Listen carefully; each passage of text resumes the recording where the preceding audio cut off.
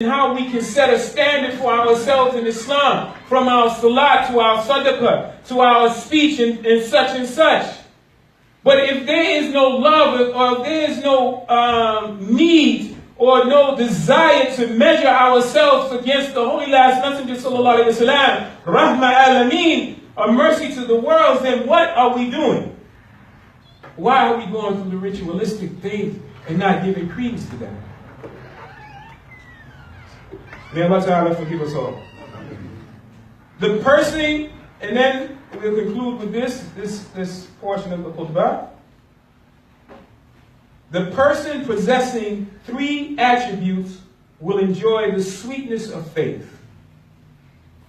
He or she loves Allah and His Messenger sallallahu alaihi wasallam more than anyone else.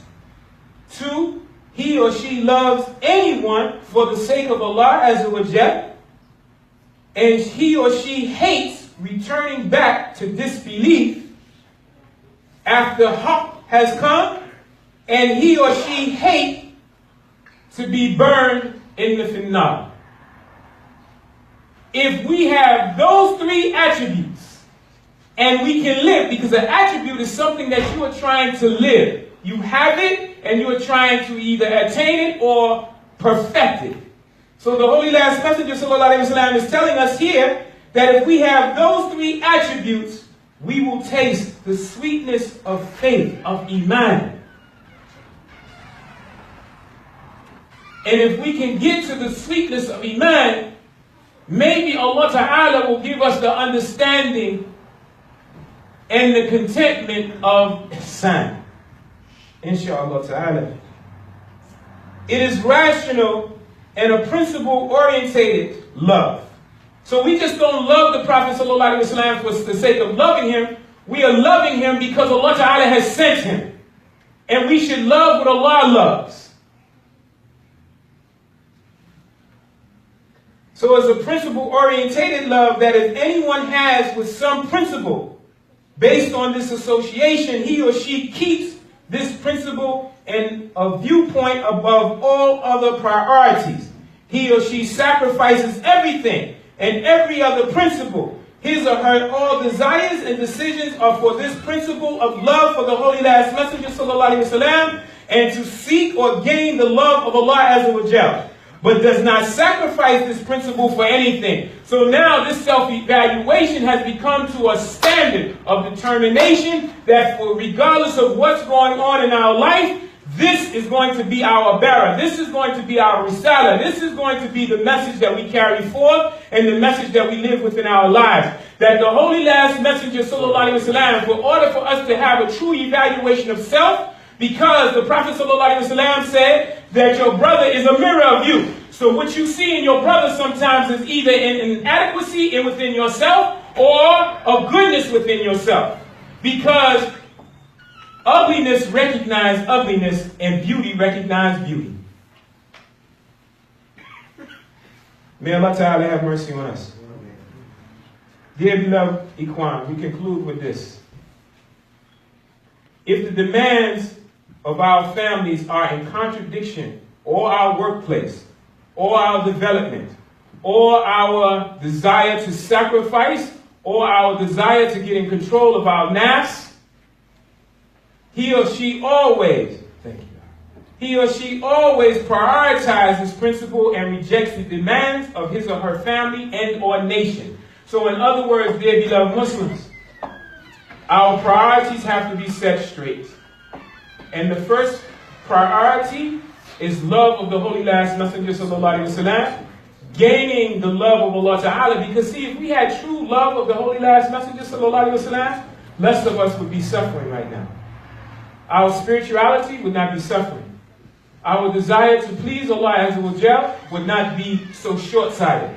And I'm speaking to myself, because believe me, when you're doing self-evaluation, it will make you cry.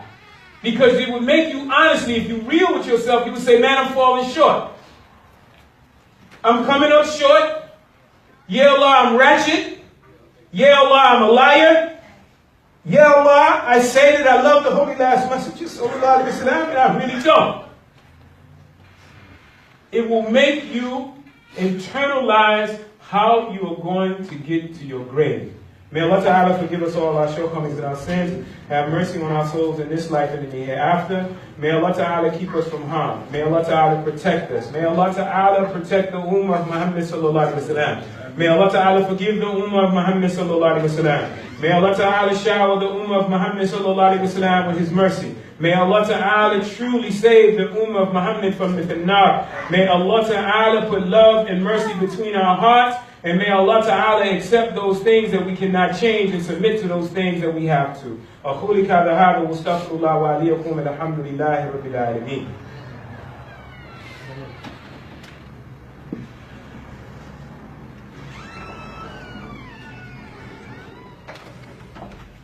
بسم الله الرحمن الرحيم.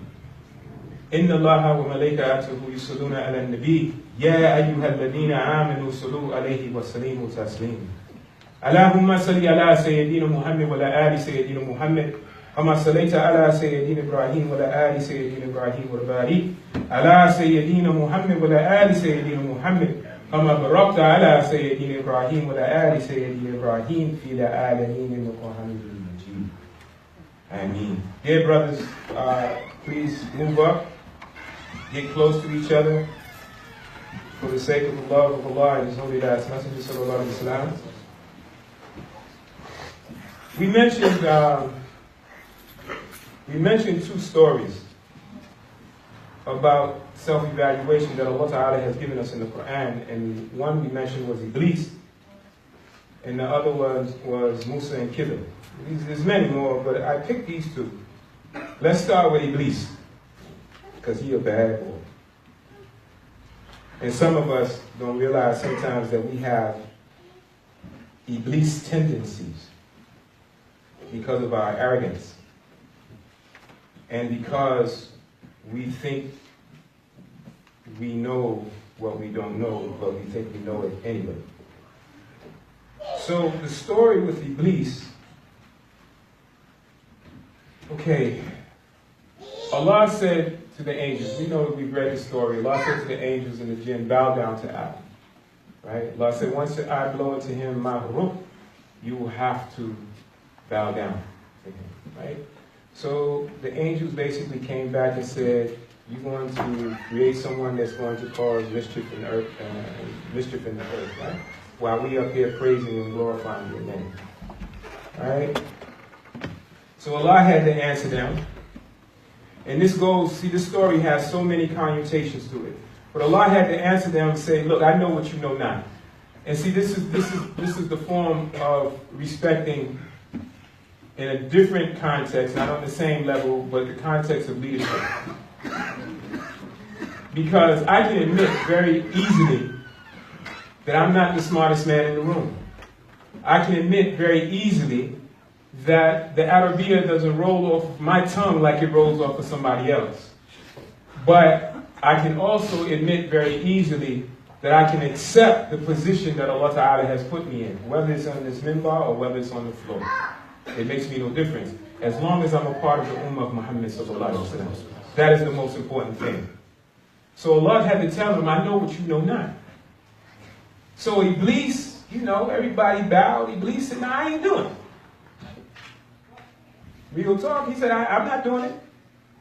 So Allah said, you know, well, what's up with you, man? Why are you not bowing? And the story goes on, right? Iblis, I'm not one to prostrate myself to a man, whom thou didst created from sound and clay, sasfalin, right? From a mud molded into shape. And I'm created from smokeless fire. I'm better than him from the jump. First is self-evaluation. I'm better than him. Right? So Allah said, okay, well, you got to get up out of here. And the curse shall be on you until the day of judgment. So look how Iblis comes back. He said, Qala Rabbi. See, because Iblis wasn't stupid enough to say, you know, yo man, He said, Qala Rabbi, oh my Lord. Yeah, Rabb, yeah, my Lord. He wasn't that crazy. Some of us get the Iblis tendencies, we just wig out. So he said, give me respite until the dead are raised up. So Allah said, okay, that's what you want? It ain't going to make no difference. Respite is granted. Now look at the other part of this self-evaluation, arrogance. He said, oh my Lord, because thou hast put me in the wrong, I will make wrong fair seeming to them on the earth, and I will put them all in the wrong. Now check it, that's some serious arrogance. Now Allah gave him an opportunity to bend. He didn't want to bend. Allah told him that I know what you know not, but he gonna pull the trump card. That's the type of self-evaluation that you defer on someone else. Look, man, why did you steal the car? Well, man, the brother gave me the keys. I thought he said I can have it. That type of thing, right? Or the brother just left his house open, man. It was unlocked. So, when I went and knocked on the door opened. I couldn't help myself. It's his fault the door was unlocked, man. It's not my fault that I took and smoked the TV up. Right? This is basically what Iblis was saying. Yeah, Allah. Now look at the arrogance of this. Now you in front of, you done gave creeds or said, yeah, Rob, you done testified. You the Lord of the whole world. You the Lord of everything. You even the Lord of me. But you done put me in the wrong. That's some serious unacceptance of self-evaluation. And sometimes for us, it is hard. It is hard. It is very, very hard for us to admit when we are wrong. It is very, very hard for us to say, I apologize. I'm sorry.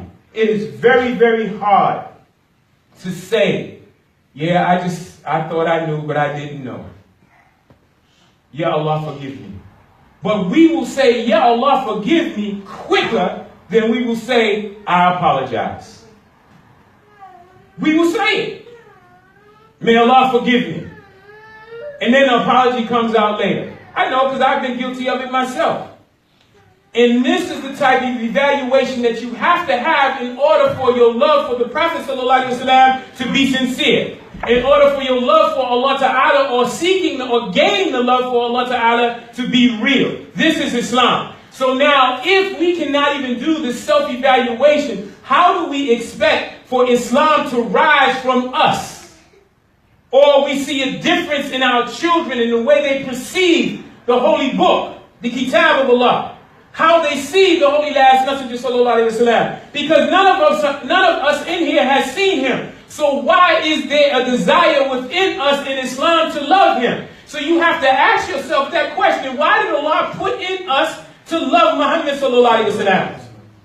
And why did Allah Ta'ala allow man to forget to even ask for it? You have to ask yourselves that. We have to. And very quickly. The last story, I wish we had more time. See, because if I hold you up and be like, yo, Abdullah, the Imam is speaking too long, man. You know we got to get to work, brother. You need to tell the Imam, you need to cut it short. And then Abdullah going to come to me and say, Imam, the brother's got to get back to work. He going to say it. He going to say it. He going to say it. My brother going to say it. But this last one, and I'll do it very brief. Musa and Khidr, right? Self-evaluation, Islamic self-evaluation, right? So it's like all of you come, all of you are my Sahaba, and you say, yeah, Imam, there's somebody in the masjid more smarter than you, more learned than you. Or who's the most learned man in the masjid, Imam?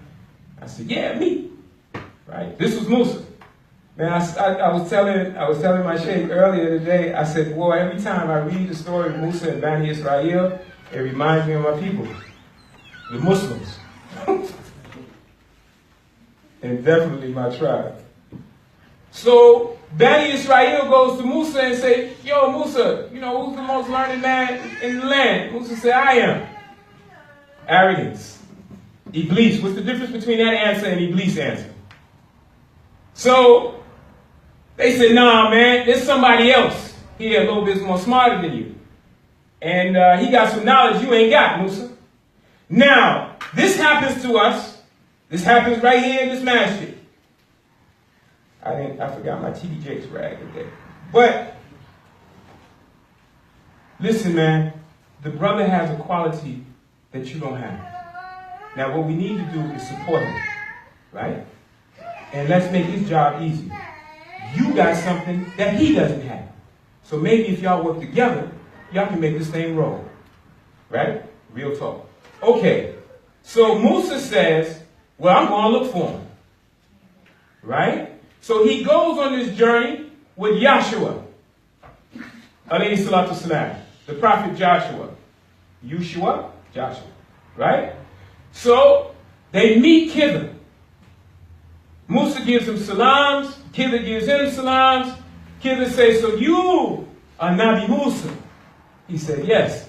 And you are Khidr. Right? So Musa comes back and says, look, I heard you got some knowledge I ain't got. And maybe if you let me travel with you, I can get some of these gems you got. Now, that was a humbling experience. Musa had to humble himself to that particular point. But as the story goes on, we know that Musa questioned everything that Khidr did. Why? Because he did not have understanding of Khidr's mission. And if you don't have understanding of the leadership's mission, you will question everything. And then you will turn around and apply something to the mission that's not there.